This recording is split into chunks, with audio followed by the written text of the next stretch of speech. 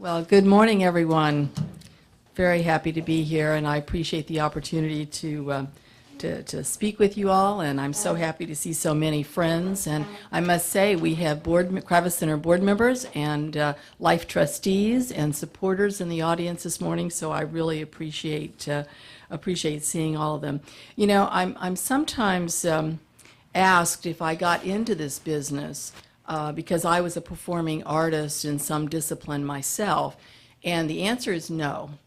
I will say, however, that I took the obligatory piano lessons that every young lady born in the South was required to take, and I hated every minute of it. And I did take years and years and years of dance lessons, studying dance, which I loved. But that is not what gave me any sort of performing arts skill. The job as CEO of the Kravis Center, however, did, and that is I did develop a very unexpected performing arts skill, and that would be of the, you've seen the Chinese acrobats with the spinning plates on the tin reeds, and they just go around and they keep spinning the plates to keep something from falling off. That's my skill. That is my performing arts skill, and that's very many days exactly what it's like being the CEO of a major performing arts center. We have now been around, as Bob said. We're going to update that bio, though, because there's a few things that are updated here. We've been around for more than 20 years, this being our 21st season of providing entertainment and arts education opportunities in this community. Many of you will remember that the center was a very long time in the making. So a lot of work went on in this community to bring that about, and many of the people who are here this morning were extremely instrumental in making sure that this dream was brought to reality with a major grand opening in November of 1992. They were there by being board members, and many of those folks are now life trustees. We see them in the audience this morning. Both Alan Miller and Judy Goodman are here. Major donors, Mike Stein. Actually, so many of you, there's too many to name, that have been supporters of the center to bring it to a reality. But that support in this community has continued, not only with the major original building campaign, but with our second capital campaign, the Encore campaign, to expand the facilities of the center, and consistently supporting our annual operating campaign. And I want to take this time to thank each one of you personally for that very generous support. We appreciate it, and it's very sincerely appreciated. Now, with even 20 plus years of being in the community, sometimes people are very surprised at some of the facts surrounding the Kravis Center, and so I thought this morning I would share some of those with you. I'm going to speak for just a few minutes and then open this up for questions and answers, because sometimes I find what is most interesting to you is not anything I have on the outline. So we're gonna say a few words and then ask you to submit your questions. Frequently, people are quite surprised that the Kravis Center is, in fact, a 24/7 building with staff there around the clock, 365 days of the year. It's a very, very busy place with activity that is sort of beyond reason sometimes. There are over 1,400 different events that take place there every year, and I would only remind you that the 1,400 events are taking place not necessarily evenly spread over 365 days, but rather in a very compressed, what we all call, season. So it sometimes means 4 and 5 performances or activities in a single day, and that's a lot of logistics to juggle, and it is the reason that our staff they're incredible. They are incredible. Any of you that have worked with our staff, I think you can vouch for the fact that they are highly organized and just incredible folks. Last year there were 885 performances or performance-related events at the Kravis Center. The balance of that 1,400, 500 or so events were community or educational activities, meetings, social events, or frankly fundraisers for other nonprofit organizations.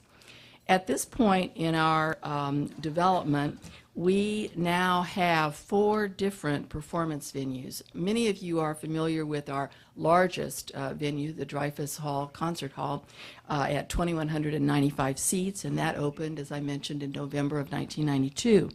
But we also have a 300-seat Marshall E. Rinker Senior Playhouse that opened in October of 1994. A 1,400 capacity outdoor Gossman Amphitheater that opened in March of 1995, and now a 300-seat Helen K. Person hall that is housed within the Cohen Pavilion, and that opened in September of 2003. We obviously have other facilities. We have a large banquet facility. The Cohen Pavilion itself is housing a banquet facility, a pre-function hall. It houses a Picower Arts Education Center. The entire second floor is devoted to arts education, a huge program and a huge part of the Kravis Center mission. And the Elmore Family Business Center for the Arts, where all of our administration and programming and operations happen. You might be aware that in addition to the Kravis Center being a major presenter of national and international artists and attractions, we also, as part of our mission, are to make the Kravis Center available to other local and regional arts organizations, and we're very proud that organizations that you all know and support, Miami City Ballet, Palm Beach Opera, and Palm Beach Pops, are among the organizations that do utilize the Kravis Center to showcase their work every year. But to some of the other things that people are frequently surprised about, annually, approximately 500,000 people, 500,000 visitors come to the Kravis Center each season. Our complex and our grounds actually take up 10.6 acres of land, and the facility's square footage, I know we kept growing every year, we kept adding new venues, but our facilities square footage now total 583,500 square feet.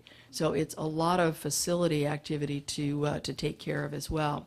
Something that distinguishes us from some of the other major performing arts centers throughout the country, and frankly even here in Florida, the Kravis Center is not city, county, or state owned. It is a private, not-for-profit organization, not-for-profit corporation, the Raymond F. Kravis Center for the Performing Arts, Inc., that is managed by a professional paid staff and overseen and directed and governed by a volunteer board of directors. So where some of our other counterparts are receiving operational support from their county or their city, and I will only mention Broward and Arsht because we have similar operating budgets, but when my counterpart at Arsht tells me that they received one year $7 million for operations and one year $12 million for operations, there are moments I get a little jealous about that. But on the other hand, we do find that we think that our approach is a good one, and it causes us to use very good business acumen and direction from our board of directors, and we're grateful for that. The annual operating budget for the Kravis Center is approximately $25 million at this point, with our funding coming from a mix of both earned income and contributions income. We're very proud of the fact that our earned income ratio is about 80% of that, so we can actually transactionally and with business fund our operations out of our earned income. Our contributions, however, are extremely important, but they represent 20% of our annual operating budget. This year, that means we need to raise approximately $4.5 million. And while some of my counterparts around the country say, oh, it's easy in Palm Beach, I've got to tell you, $4.5 million, that's a lot of money, and it is hard to raise. We are challenged, I think, from the standpoint that here, philanthropy is such a big part of our community, and we compete along with everyone else, and it does mean that 4.5, while it's a lot of money and we do it, I must say that we do work very hard at it, both our staff and our board of directors, to achieve that goal each year. We've mentioned our education program. It's extremely important as part of our mission. It was mentioned in the introduction, and I appreciate that because our board of directors commits every year over $1 million just in the annual operating budget to make sure that we continue to have a very active and thriving education program. 1.7 million students, Palm Beach County students, have been able to attend performances through our education programs. And these are primarily the programs where we're busing the children in during the day. Another unusual thing, unlike some of our counterparts, here the Kravis Center needs to pay for the busing. So in addition to bringing the artists and all of the performances and programs for children to come into the Kravis Center during their in-school time, their school day, we do provide the busing and the transportation as well. We're very proud of an admissions waiver program, which means that no child is turned away from any of our activities due to economic need. And I would say probably roughly 70% of the young people who do come to our programs are on that particular program and are participating in that. What makes all of this work? I've mentioned a lot of activity. We've mentioned a big budget. Well, I have to say first, we have an extremely dedicated and hardworking board of directors. I'm happy Mr. Brown is here this morning. He is on our board and your chairman emeritus. But I think he will confirm that the entire group is extraordinarily hardworking. You simply cannot be a name on a list and be on the Kravis Center Board of Directors. They are all truly engaged. They are thoughtful. They are generous. They are courageous. They are so, so smart, and I am very proud to work for them. But for the day-to-day operations, as a CEO, I am blessed with an extraordinary and outstanding team of employees that now number 103 full-time employees and 98 part-time employees, many of whom have been with us for a very long time. In fact, 63% of our employees have been with us for 5 years or more. 31%, 10 years or more, 15%, 15 years or more, and 7% have been with us for 20 years or more. So now I have been with the center for 23 years last month, and I think perhaps from these statistics, you might have to conclude that perhaps my only true skill is in hiring really great people, and I'm very proud of them all. We have several people here today, and I'm going to ask them to stand up if you don't mind. Diane Bergner, Thalia White, and Margaret May Damon. These ladies represent the folks that that actually make all of this happen, and I am so proud to be part of that team with them. I think at this point I'm going to stop and see if any of you have any questions before I maybe even make a little commercial plug for some shows that might be coming up here. So are there any questions that any of you have of me before we conclude? John? How do you put the program together? How much of it is you seeking out performers you want to bring in, and how much of it is people saying, we're going to be in Florida if you want us? Well, it's really a combination, and we have a wonderful Senior Director of Programming, Lee Bell, who many of you I know have met. I consider Lee a true artist because what Lee does is he sculpts a season. We're part of our artistic profile is to have something for everyone, so he is seeking out the best of every different category of artistic discipline. So that's running the range, as you all know, from the high classics and great symphony orchestras, some of which we still have coming up this season, Philadelphia, Pittsburgh, the Russian National, to dance companies, but great jazz and great country western and great ethnic attractions. So he really sculpts the season. At this point, because we are a preferred venue, we have an excellent reputation among artists. It's really a combination. Lee does go to booking conferences and sees certain showcases and things, but we're also now approached by all the major booking agents and artist management companies, William Morris, Columbia Artist Management, ICM, all of the major ones approach us, and it is a combination. The artists do like to try, if they're going to do a tour, they like to route a tour. sometimes what happens is there's an artist we particularly want, and we will be the organizers of the tour. Lee will want to bring them, and he will then in turn call our counterparts in Tampa, in different Miami. It's hard for us to block book both Broward and Kravis Center, although we're very friendly with both of those organizations, and sometimes we're able to.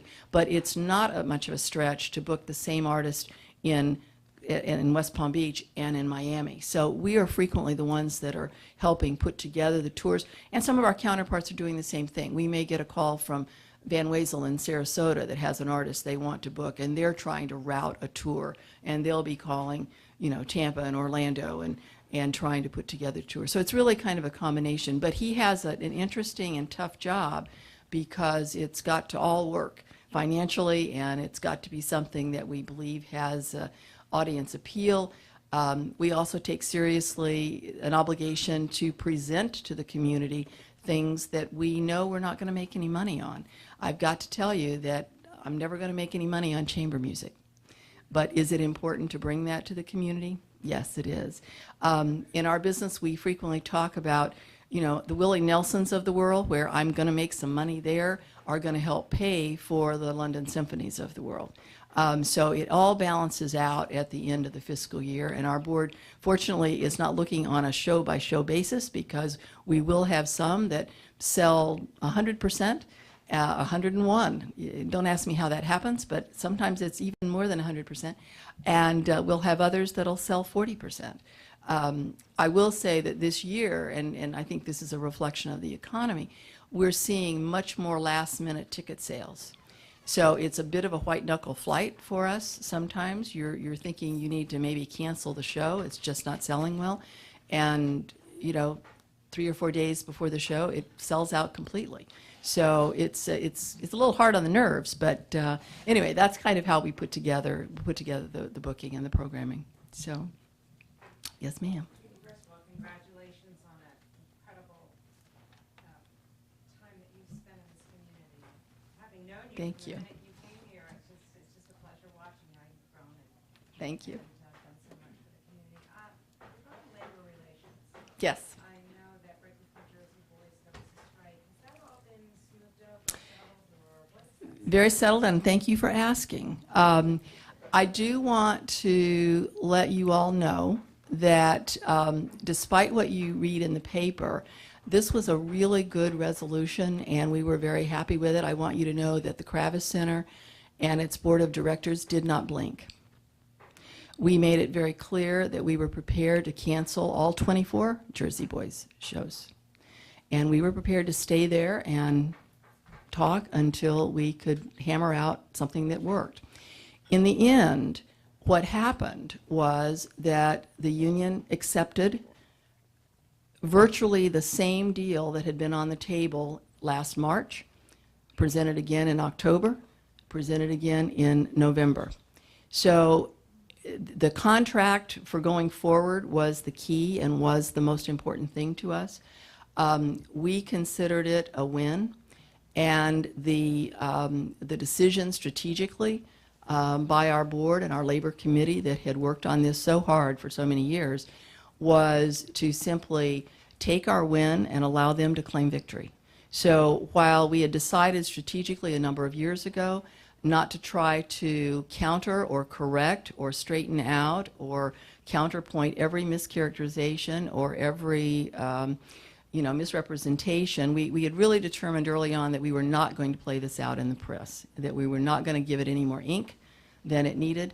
I don't think there's any question that that strategy, while it worked well for us at the bargaining table, we sort of did not win the public information piece of this, but we decided that the greater win was the contract going forward.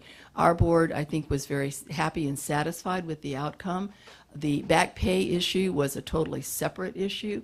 What was really key for all of us was the contract going forward. And I think it was for them too, frankly. The money was not as important to them as the contract going forward, and we felt the same way. The potential, while 2.6 has been floated out there a lot as the potential that the NLRB had said, actually plus interest would have made it more like 3.6. The $2.2 million figure that has been cited in the newspaper, while we all agreed not to talk about it, that is the accurate figure.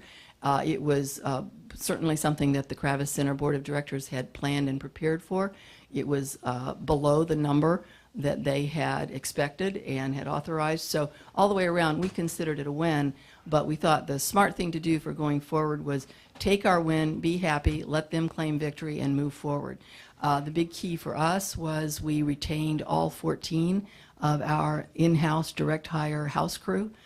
They will continue to work on Dreyfus Stage Kravis presentations. One of the key factors of this particular contract is that it is isolated strictly to Kravis Center presentations in Dreyfus Hall. It does not affect any of our renters. It does not affect any of our other venues, not Rinker or any of the smaller venues. So all the way around, we feel like it's a good outcome, and we're looking forward to moving forward with it. And I have to say, the rank and file folks from the hiring hall are happy that it's over. They could not be nicer and more cooperative, and glad to be have this thing settled as well. They have worked for years. It's been a bit of a misnomer that they were not working for us. They were. They've been working for us all along. And they have worked very cooperatively with our direct hire employees, and so it's good, and people are getting along, and it's working really great. Any other questions I can answer for you? If not, we look forward to welcoming you all to the Kravis Center for the remainder of this season. We still have some great things coming up this season. Mary Poppins and Jekyll and Hyde and Sheryl Crow and American Ballet Theater. If you have not had a chance previously to see Celtic Woman, they will be at our beautiful Dreyfus Hall on May 11th. It is worth delaying your trip back up north to see this particular performance. And as I mentioned, we still have some great orchestras still to come. So we're looking forward to a great season, the rest of the season. And Lee is working hard on some very exciting things for next year. He's working on it. He's booking it. He is not allowing me to announce anything yet, which is very frustrating. If I were to tell you, however, if I gave you a hint that something very special was coming, that involved a lot of very long, gorgeous, high-kicking legs around Christmas time, you might, in fact, know that there was going to be something really special coming, and you'll enjoy it. So thank you very much for having me this morning.